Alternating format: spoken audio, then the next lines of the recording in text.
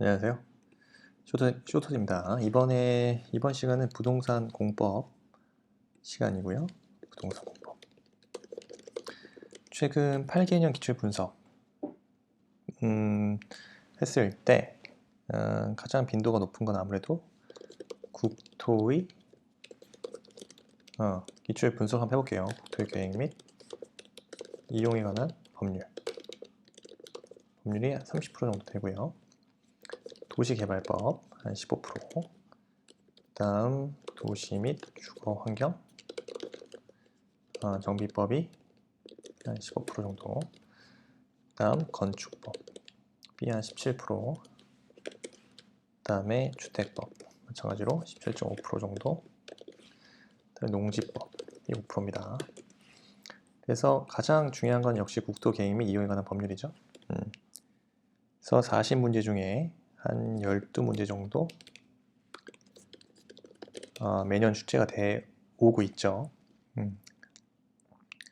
특히 이제 비중을 두고 공부해야 할 부분이 바로 도시군 관리 기본계획, 그죠? 도시군 기본계획, 도시군 관리계획, 기본계획이라든가, 자, 도시군 관리계획의 수립, 그다음에 용도, 지역 지정 절차, 특례, 용도, 지구, 지정 및 행위 제한, 도시군 계획시설 부지 매수 청구 및 개발 행위, 지구 단위 계획 구역 및 지정 및 실효, 개발 행위 허가제 등입니다. 그래서 도시군 기본계획, 그 다음에 개발 행위 허가 등 이게 중요하죠. 작년에 도시군 관리 기본계획, 도시군 관리 기본계획에서 6문제 정도 출제됐습니다. 그래서 도시군 관리 계획에서는 6문제에서 8문제, 9문제까지 나온 바 있고요. 이게 중요하죠. 그 다음 도시개발법이요. 한 15% 정도 나오는데요. 한 매년 6문제 정도 나옵니다. 그 다음 절차법이죠. 도시개발법은 도시개발 사업에 관한 절차법이기 때문에 절차에 대한 체계, 그죠? 여러분들 절차에 대한 체계를 중점적으로 학습하라 이거죠. 특히 이제 비중을 둬야 될 부분이 개발계획의 수립, 그죠? 개발계획의 수립 및 개발구역의 지정, 도시개발조합 설립, 수용 방식 사업, 그 다음에 환지 방식 사업 등입니다. 그래서 도시개발 사업의 시행에서 작년에 이제 한 3문제 정도 출제된 바 있고요. 도시개발 사업의 시행자가 그 다음으로 한 2문제 정도 출제된 바 있습니다. 그 다음 이제 도시 및 주거환경 정비법이에요. 마찬가지로 도시 및 주거환경 정비법도요. 그 정비사업, 도시 및 주거환경 정비법은 정비사업에 관한 절차법이죠. 마찬가지로 절차에 관한 체계 학습해야겠죠. 최근에 이제 30회에서 자 원래 한 6문제 정도 나오는데 정비사업에서 4문제 정도가 나왔어요. 난이도가 상당히 높게 나왔죠. 그래서 비중을 좀 두고 공부해야 할 부분이 정비사업의 기준, 그 다음에 정비계획의 이반이라든가 정비구역의 지정, 그 다음에 정비사업 조합, 관리, 처분, 계획 등입니다. 6문제 정도 나옵니다. 다음 건축법. 건축법은 역시 좀 전문적이고 좀 기술적인 내용들이 많죠. 그래서 비중을 두고 해야 될 부분이 이제 적용 대상, 총칙 부분에서 적용 대상, 그 다음에 건축 허가권, 그죠? 건축 7문제 정도가 나오고요. 주의 깊게 봐야 되는 것이 이제 적용 대상, 건축 허가권, 건축 절차, 용도 변경 행위, 대지와 도로 및 건축선 등입니다. 다음 주택법이요. 주택법. 좀 지엽적인 부분이 다소 출제되고 있다는 게 특징이죠. 그래서 법의 내용을 정확하게 이해하는 것이 필요합니다. 법의 내용에 정확한 이해가 필요한 거죠. 특히 비중을 두고 공부해야 될 부분이 용어 자체, 용어 정리, 주택, 건설 이 한 4문제 나왔어. 작년에 한 4문제 정도 나왔고, 그 다음에 사업 시행자, 주택 공급, 일반, 그 다음에 분양가 상한제, 그 다음에 분양권 등이 있습니다. 그래서 주택법도 작년에도 7문제 나왔고, 평균 7문제, 5문제에서 7문제 사이 나옵니다. 자, 농지법은요, 심화학습법보다는 이제 빈출 부분에 집중하라. 그래서 개념을 좀 잡는 게 중요하고요. 비중을 두고 공부해야 될 부분이 농지 및 농업인의 정의, 그죠? 농지 소유 제한, 그 다음에 농지 취득 자격 증명 발급, 농지 전용, 타용도 일시 사용 등입니다. 그래서 전체 한 2문제 정도 나오기 때문에 전반적인 공부지만 어쨌든 2문제 나온다. 그래서 너무 너무 지엽적인 공부하기보다는 빈출 부분에 집중해라. 그래서 농지의 소유나 이용, 보존 등등 공부하시면 되겠습니다. 됐죠? 네. 자,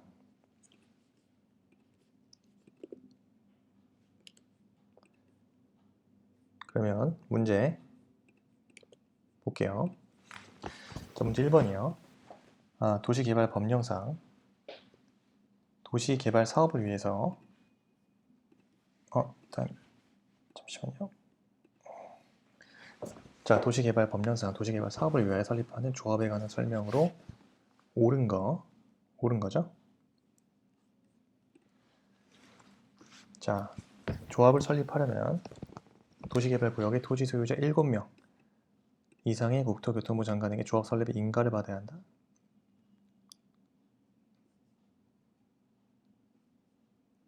7명 이상이 국토교통부 장관에게 인가를 받는 게 아니라 지정권자에게 조합 설립의 인가를 받으면 됩니다. 조합 설립 국토교통부 장관에게 조합 설립 인가를 받는 게 아닙니다.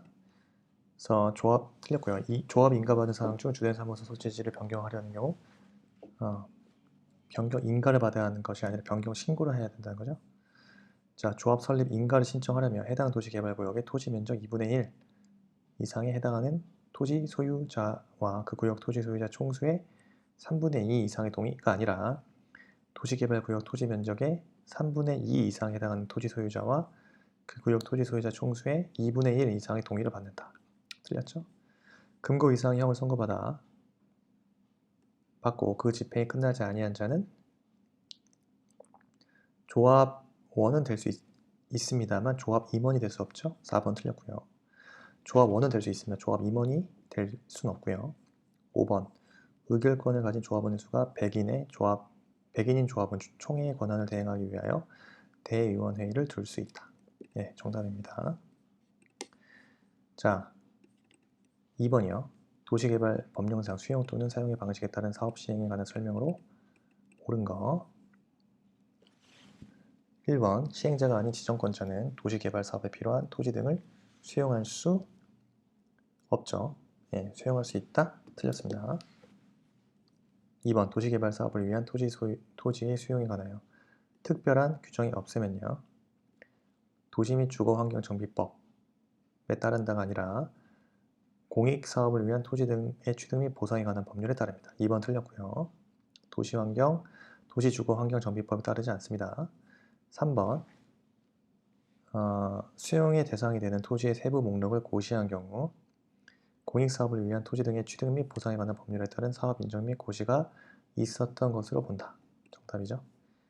4번 국가에 공급될 수 있는 원형지 면적은 도시개발구역 전체의 토지 면적의 3분의 1이죠. 3분의 1 이내에 한정하여 공급될 수 있다.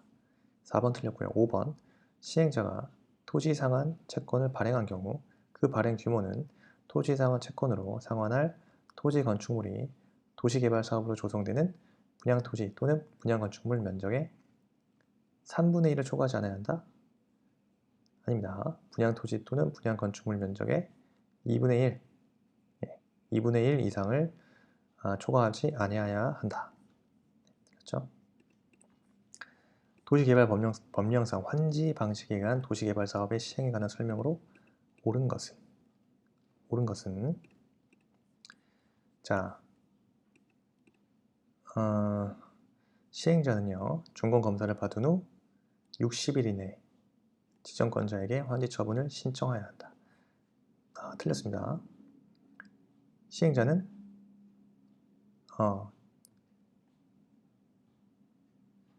신청이 아니라요. 시행자가 지정권자에 의한 준공검사를 받은 경우 60일 이내에 환지 처분을 그냥 합니다. 신청이 아니라 준공검사 이후에 신청하는 게 아니에요. 틀렸고요. 도시개발구역이 2 이상의 환지 계획구역으로 구분되는 경우 사업비와 보류지는 도시개발구역 전체를 대상으로 책정하여야 하며 환지 계획구역별로 책정할 수는 없다. 틀렸죠. 도시개발구역이 2 이상의 환지계획구역으로 구분되는 경우에는요, 환지계획구역별로 사업비와 보류지를 책정하여야 합니다. 틀렸습니다. 환지계획구역별로 책정합니다. 사업비와 보류지를 책정합니다. 2번 틀렸고요. 도시개발구역에 있는 조성 토지 등의 가격은 개별 동시 집가로 한다. 죄송합니다. 시행자는 환지 방식이 적용되는 개발구역이 있는 조성 토지 가격을 평가할 때는요, 토지평가협의회의 심의를 거쳐 결정하고요. 그에 앞서 감정평가업체로 하여금 평가를 하게 합니다. 그래서 개별 공시 집가로 한다? 틀린 거예요. 자, 4번 환지 예정지가 지정되어도 종전토지의 임차권자는 환지 처분 공고일까지 종전토지를 사용 수익할 수 없습니다. 환지 예정지가 지정되면 종전토지 임차권자는 환지 처분 공고일까지 종전토지 사용 수익할 수 없어요. 4번 틀렸고요. 5번 환지 계획은 필지별로 된 환지 명세와 필지별과 권리별로 된 청산 대상 토지 명세가 포함되어야 한다. 맞죠? 네, 맞습니다. 4번 도시 및 주거환경 정비 법령상 비용의 부담 등에 관한 설명으로 틀린 것은? 틀린 거죠. 1번 정비사업비는 도시 및 주거환경 정비법 또는 다른 법령에 특별한 규정이 있는 경우 제외하고는 사업 시행자가 부담한다. 맞고요. 지방자치단체는요, 시장 군수 등이 아닌 사업 시행자가 시행하는 정비사업에 드는 비용에 대해 융자를 알선할 수는 있으나 직접적으로 보조할 수는 없다?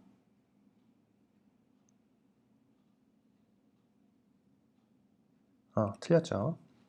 지금 국가나 이제 2번이요. 지문 2번. 국가 또는 지방자치단체는요, 시장 군수 등이 아닌 사업 시행자가 시행하는 정비사업에 드는 비용의 일부를 보조 또는 융자하거나 융자를 알선할 수 있습니다. 보조할 수 있습니다. 비용 일부를 직접 보조하거나 보조 또는 융자하거나 알선할 수 있다. 이 부분이요. 그래서 2번 틀린 지문. 정비구역의 국유 공유 재산은 사업 시행자 또는 점유자 및 사용자에게 다른 사람에게 우선하여 수익계약으로 매각될 수 있다. 맞고요. 시장 군수 등이 아닌 사업 시행자는요, 부가금 또는 연체료를 체납하는 자가 있는 때에는 시장 군수 등에게 부가징수 위탁 가능하죠. 사업 시행자는 정비사업을 시행하는 지역에 전기, 가스 등의 공급시설을 설치하기 위하여 공동구를 설치하는 경우에는 다른 법령에 따라 공동구에 수용된 시설을 설치할 의무가 있는 자에게 공동구에 설치에 드는 비용을 부담시킬 수 있죠. 주택법령상 공동주택의 리모델링하는 설명으로 틀린 것은? 입주자, 사용자 또는 관리주체가 리모델링 하려고 하는 경우 공사기간, 공사방법 등이 적혀있는 동의서에 입주자 전체 동의를 받아야 한다? 맞고요. 리모델링에 동의한 소유자는 입주자 대표회의가 시장 군수 구청장에게 허가 신청서를 제출한 이후에도 서면으로 동의를 처리할 수 있다? 없습니다. 시장 군수 구청장에게 허가 신청서를 제출한 이후에는요, 동의를 철회할 수 없습니다. 즉, 동의의 철회는요, 허가 신청서를 제출하기 전까지만 가능합니다. 2번 틀렸죠? 3번 수직 증축형 리모델링의 대상이 되는 기존 건축물의 층수가 15층 이상인 경우 3개층까지 증축할 수 있다. 맞고요. 주택단지 전체를 리모델링하고자 하는 경우 주택단지 전체의 구분 소유자와 의결권 3분의 2 이상의 결의 및 각 동의 구분 소유자와 의결권의 각 과반수의 결의를 얻어야 한다. 맞고요. 중축형 리모델링을 하려고 하는 자는 시장, 군수, 구청장에게 안전진단 요청하여야겠죠. 자, 도시개발법령상 환지 방식에 관한 내용이다. 가로 안에 들어갈 내용으로 옳게 연결된 것은 환지 전 토지에 대한 권리를 도시개발 사업으로 조성되는 토지에 이전하는 방식. 환지 전 토지에 대한 권리를 도시개발 사업으로 조성되는 토지에 이전하는 방식은 평면 환지라고 하죠. 평면 환지. 환지 전 토지나 건축물에 대한 권리를 도시개발 사업으로 건설되는 구분 건축물에게 이전하는 방식. 이거는 입체적 환지, 입체 환지라고 하죠. 정답 1번. 국토계획 및 이용에 관한 법령상 도시군 계획 조리를 정할 수 있는 건폐율의 최도 한도. 자, 1번. 자연환경 보전 지역에 있는 자연공원법에 따른 자연공원. 이거는 그냥 암기죠. 60%죠. 가장 큰 지역. 2번입니다. 계획관리 지역에 있는 산업 입지 및 개발에 관한 법령. 가장 낮은 건요. 가장 낮은 지역은 5번. 자연 녹지 지역에 지정된 개발진흥지구 30%죠. 4번. 도시지역 외 지역에 지정된 개발진흥지구 40%, 수산자원보호구역 40%입니다. 건폐율. 자, 8번이요. 도시 및 주거환경 정비 법령상 주거환경 개선 사업에 관한 설명으로 옳은 것. 옳은 거요. 자, 기억, 정비구역 전부 또는 일부를 수용하여 공급하는 방법으로 시행하는 경우 시장, 군수 등 세입자의 세대수가 토지 등 소유자의 2분의 1인 경우 세입자의 동의 절차 없이 주택공사 등을 사업 시행자로 지정할 수 있다. 맞고요. 사업 시행자는 정비구역 안에서 정비 기반 시설을 새로 설치하거나 확대하고 토지 등 소유자가 스스로 개량하는 방법 및 환지로 공급하는 방법을 혼용할 수 있고요. 사업 시행자는 사업의 시행으로 철거되는 주택의 소유자 또는 세입자에 대하여 당해 정비구역 내외에 소재한 임대주택 등의 시설에 임시로 거주하게 하거나 주택자금 융자 알선 등 임시 수용에 상응하는 조치하여야 한다. 모두 옳은 지문이네요. 모두 옳은 지문. 자, 주택법령상 투기과열지구 및 조정대상 지역에 관한 설명으로 옳은 것은 1번 국토교통부 장관은요. 시도별 주택보급률 또는 자가 주택 비율이 전국 평균을 초과하는 지역을 투기과열지구로 지정할 수 있다? 아니죠. 평균을 초과하는 지역이 아니라 평균 이하인 지역이죠. 주택보급률 또는 자가주택 비율이 전국 평균 이하인 지역을 투기과열지구로 지정할 수 있습니다. 틀린 지문, 이게 여기가 틀린 지문이죠. 초과가 아니라 이하. 자, 2번 시도지사는 주택의 분양, 매매 등 거래가 위축될 우려가 있는 지역을 시도 주거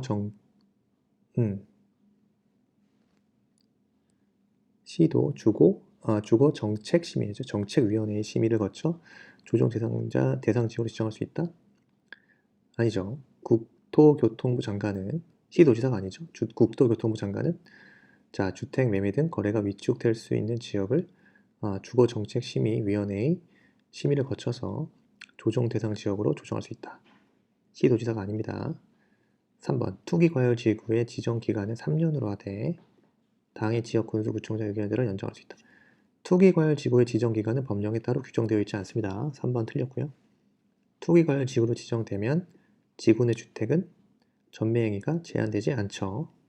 5번 조정대상 지역으로 지정된 지역의 시장, 군수, 구청장은요. 조정대상 지역으로 유치할 필요가 없다고 판단되는 경우 국토교통부 장관에게 그 지정의 해제를 요청할 수 있다. 정답이죠.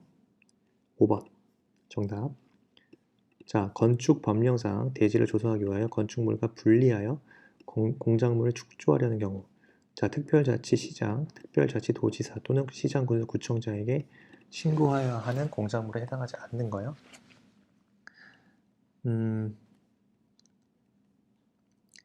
지금 상업지역에 설치된 높이 8m 통신용 철탑. 통신용 철탑 같은 경우는요. 그죠? 6m만 넘으면 신고 대상입니다. 높이 6m.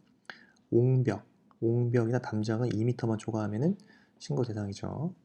그 다음에 굴뚝 같은 경우는 높이 6m를 넘으면 역시 신고 대상입니다. 그래서 높이 6m는 굴뚝이라든가 장식탑, 기념탑, 운동시설을 위한 철탑, 주거지역 및 상업지역에 설치하는 통신용 철탑, 마찬가지 1번과 같은 6m만 넘으면 신고 대상이에요. 4번 바닥 면적이 40제곱미터를 넘는 지하대표. 바닥 면적이 30제곱미터만 넘으면 신고 대상이죠. 마찬가지 신고 대상입니다. 5번 높이 4m의 장식탑. 장식탑은 높이 6m를 초과해야 되죠. 그래서 4m는 신고 대상이 되지 않습니다. 5번 국토계획 및 이용에 관한 법령상 기반시설 부담 구역에 관한 설명으로 틀린 것은. 자, 법령의 개정으로 인하여 행위 제한이 완화되는 지역에 대해서는 기반시설 부담 구역으로 지정해야 한다. 맞죠? 녹지와 폐기물 처리 시설은요, 기반시설 부담 구역에 설치가 필요한 기반시설에 해당한다. 맞고요. 동일한 지역에 대해 기반시설 부담 구역과 개발 밀도 관리 구역을 중복하여 지정할 수는 없죠. 3번 틀렸고요. 기반시설 부담 구역 내에서 주택법에 따른 리모델링을 하는 건축물은 기반시설 설치 비용의 부과 대상이 아니다. 맞고요.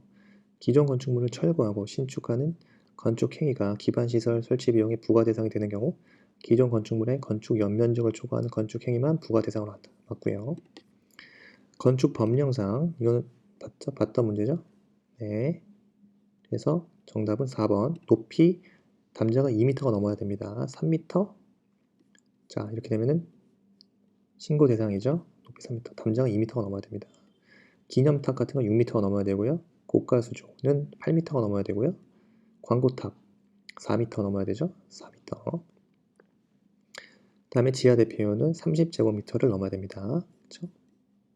아까 문제랑 조금 꼬아서 또 이런 문제가 또 나오는 거예요. 잘 정리하는 거죠. 국토계획 및 이용에 관한 법령상 건축물별로 기반시설 유발계수가 다음 중 가장 큰 거. 기반시설 유발계수 가장 큰 거요. 단독주택 0.7이죠. 장례시설 0.7. 관광휴게시설 1.9, 이종 근린생활시설 1.6, 비금속 광물 제품 제조공장 1.3에 해당하죠. 그래서 정답은 3번. 주택법령상 주택 공급에 관한 설명으로 옳은 것은. 옳은 거죠. 1번 한국토지주택공사가 총 지분의 100분의 70을 출자한 부동산 투자 회사가 사업 주체로서 입주자를 모집하려는 경우 시장군수 구청장 승인을 받을 필요 없죠. 총 지분의 100분의 70을 출자한 부동산 투자 회사가 사업 주체로서 입주자 모집한다. 시장군수 구청장 승인 필요 없습니다.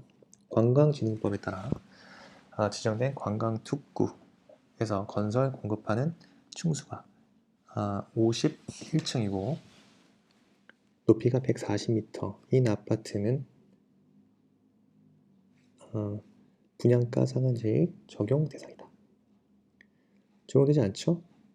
건축물의 층수가 50층 이상이거나 높이가 150m 이상인 경우에요. 140m밖에 안 되기 때문에 분양 이상인 경우는 분양가 상한제 적용이 되지 않는데 높이가 140m이기 때문에 분양가 상한제의 적용 대상입니다. 그렇죠? 150m 이상이 돼야 돼요.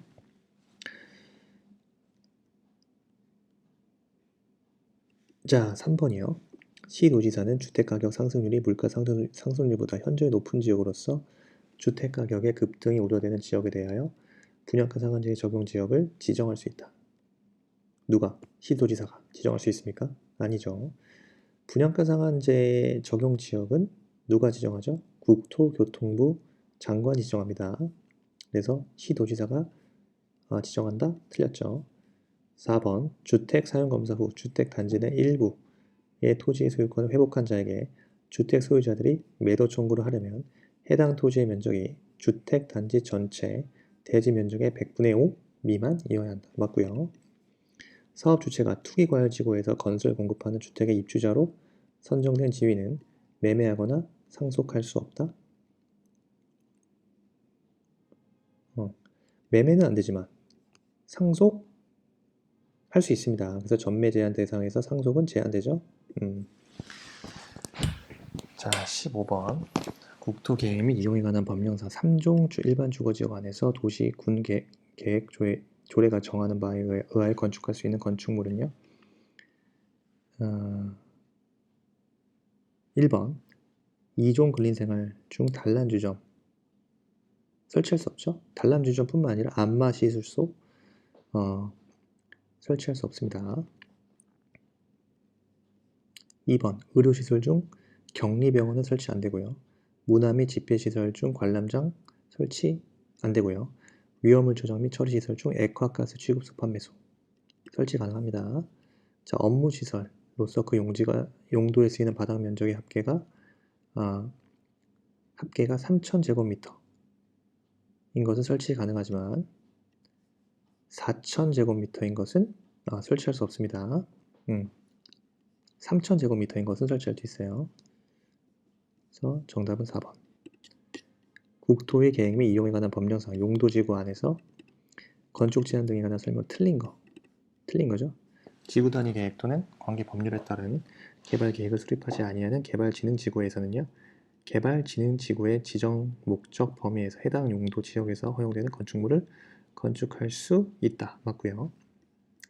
고도지구 안에서는 도시군 관리 계획으로 정하는 높이를 초과하는 건축물 건축할 수 없고요. 일반 주거지역에 지정된 복합 용도 지구 안에는 장례 시설을 건축할 수 있다. 안 되죠. 지금 3번 지문에서 우리가 또 보충해야 되는 것이 자, 일반 주거 지역에 지정된 복합 용도 지구 안에서는요. 제2종 근린생활 시설 중 안마시술소 그 다음 또 안 되는 게 뭐라 했죠? 문화 및 집회시설 중 관람장 공장 위험물 저장 및 처리시설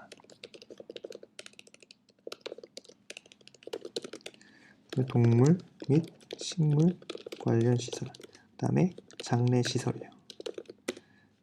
는 건축할 수 없습니다. 그렇죠? 중요하죠? 일반 지역 주거지역 안에 지정된 복합 용도 지구 안에는요.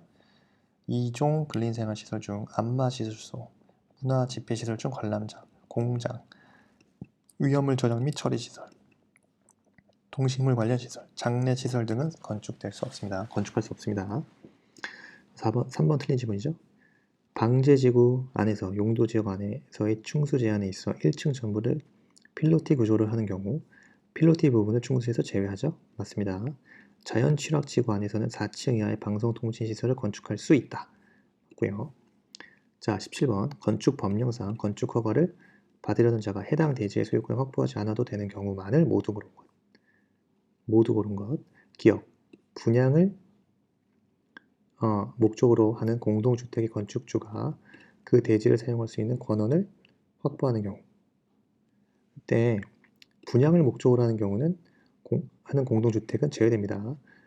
단지 건축주가 대지의 소유권을 확보하지 못하였으나 대지를 사용할 수 있는 권한을 확보한 경우는 그 해당 대지 소유권을 확보하지 않아도 될 수 있지만 분양을 목적으로 하는 공동주택은 이 대상에서 제외됩니다. 그 기억 틀렸고요. 건축주가 집합건물의 공용 부분을 변경하기 위해서 집합건물 소유 및 관리에 관한 법률 15조 1항에 따른 결의가 있었음을 증명하는 경우 해당 대지의 소유권 확보하지 않아도 되는 경우에 포함되죠. 자, 디귿 건축하려는 대지에 포함된 국유지에 대하여 허가권자가 해당 토지의 관리청에 해당 토지를 건축 중에 매각할 것을 확인하는 경우 마찬가지입니다. 그래서 정답 4번. 18번이요. 국토계획 및 이용에 관한 법령상 주민이 도시군 관리계획을 위반을 제한하는 경우에 대한 설명으로 틀린 거예요. 정답. 자, 1번 도시군 관리계획 위반을 제한받은 자는요. 제한자와 협의하여 제한된 도시군 관리계획의 위반 및 결정이 필요한 비용의 전부나 일부를 제한자에게 부담시킬 수 있죠. 2번 제안서에는요. 도시군 관리 계획 도서뿐만 아니라 계획 설명서도 첨부해야 하고요. 도시군 관리 계획의 입안을 제안받은 자는 처리 결과를 제안자에게 알려야 하고요. 산업유통개발진흥지구의 지정 및 변경에 관한 사항은 입안 제안의 대상에 해당됩니다. 그래서 산업유통개발진흥지구의 지정 및 변경에 관한 사항은 도시, 군 관리 계획의 입안을 제안할 수 있죠. 5번 도시군 관리 계획의 입안을 제안하려는 자가 토지 소유자의 동의를 받아야 하는 경우 국공유지는 동의 대상 토지 면적에서 제외된다. 국공유지는 동의 대상 토지 면적에서 제외되죠. 정답 4번. 자, 19번. 주거환경 정비 법령상. 법령 그대로 규정이죠. 자, 정관의 기재사항 중 조합원 임원의 권리 의무 보수 선임 방법 변경 및 해임에 관한 사항을 변경하기 위한 총회의 경우 조합원 10분의 1 이상이죠. 10분의 1 이상 요구를 조합장이 소집하고요.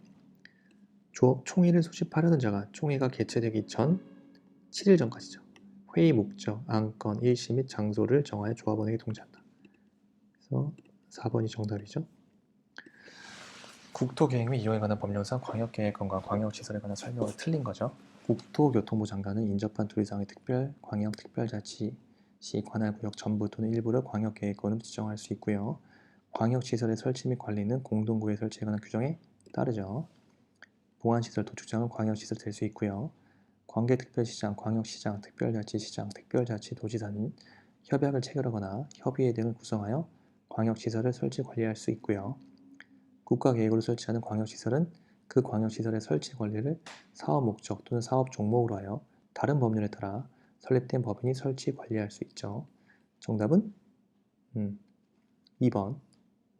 광역시설의 설치 관리는 공동구가 아니라 도시군계획시설 설치에 관한 규정, 도시군계획시설의 설치에 관한 규정에 따릅니다. 네, 1세트 끝났고요. 부동산 공법. 네, 말씀드린 대로 서두에 그 중요한 테마 있잖아요. 기본서를 보실 때 좀 강점을 두시고 공부하시는 게 좋을 것 같습니다. 이거는 객관식 시험이잖아요. 그래서 뭘 하나 빠져서 공부하면 안 되고 정말 핵심 요약은 다 보신다고 생각하셔야 돼요. 네. 이상 오늘 수고 많으셨고요. 다음 강의에서 뵙겠습니다. 감사합니다.